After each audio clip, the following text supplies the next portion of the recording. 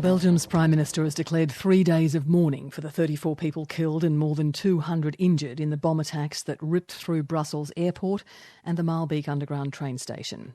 The Islamic State group has claimed responsibility for the attacks that occurred only days after security forces arrested Salah Abdeslam, the terrorist suspect wanted over last year's Paris attacks. Investigators say they suspect those responsible for this atrocity may have included 2 men still on the run after those raids. Just hours ago, Belgian police carried out more raids and discovered bomb-making materials in a home not far from the Brussels metro station, where a bomb blast killed 20 people. Anne Barker begins our coverage.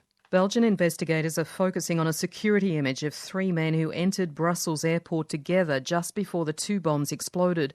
2 of the men pushing luggage trolleys are dressed in black, each with a single black glove on the left hand. The 3rd man was wearing a black hat, possibly to disguise his identity.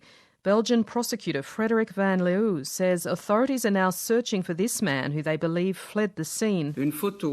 A photo of 3 suspects was taken at Zaventem, he says. 2 of them, in all probability, carried out a suicide attack. The 3rd, wearing a light-coloured suit and hat, is being actively searched. Sure enough, soon after the 2 bombs went off, airport staff discovered another bomb that hadn't exploded.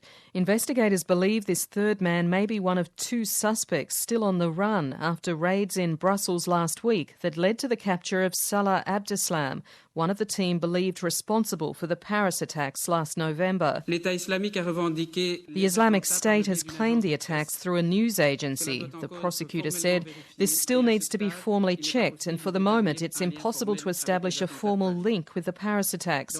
In the interest of the investigations, I can't give more details at the moment."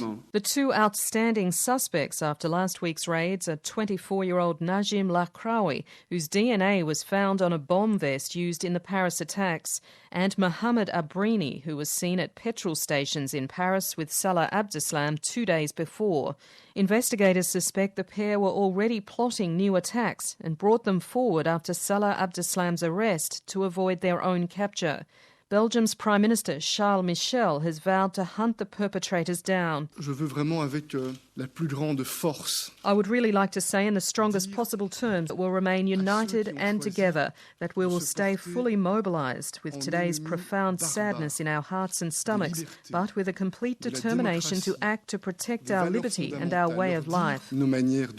Belgian police are now searching streets and homes in Schaerbeek and Maalbeek, the suburb where a 3rd suicide bomb exploded yesterday on a train, killing another 20 people.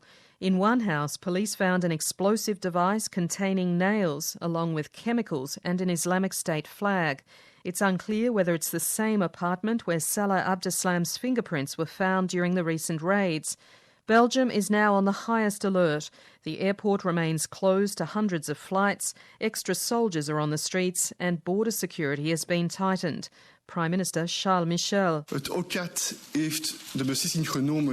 coordinating unit for threat analysis has decided to bring the security level to level 4, which means additional safety measures, the reinforcement of border controls and limits on public transport, and a reinforcement of military presence in key sites. We're studying further measures. In Belgium tonight, vigils have begun for the victims and tributes have appeared at key landmarks across Europe. In central Brussels, hundreds of people laid flowers and candles, but many mourners, while saddened at the latest attacks, said they weren't surprised. After the past months, I believe that we have not really been prepared, but there has always been this sense of dread that something might happen. It honestly really hasn't sank in yet for me personally, because I never really believed that something could happen here in Brussels, but it's clearly here. Belgian investigators have done much of the legwork since the attacks in Paris in November, given many of those attackers and organisers lived in Brussels. But they're likely to face tough questions in the days ahead as to how Islamist extremists could hit such high-profile targets months after the November attacks, why it took 4 months to capture a key suspect living under their noses in Brussels, and why Belgium has allowed such extremism to flourish unchecked for so long. The attacks also underline the need for greater cooperation and intelligence sharing with neighbouring countries. We ask all Europe to be aware that through what happened today in Brussels, Europe is being targeted, said French President François Hollande.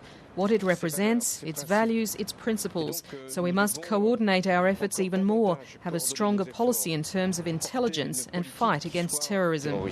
Across Europe, security is being assessed at airports, transport hubs and borders. And in the weeks ahead, expect more questions about Europe's policy of passport-free travel. Anne Barker reporting.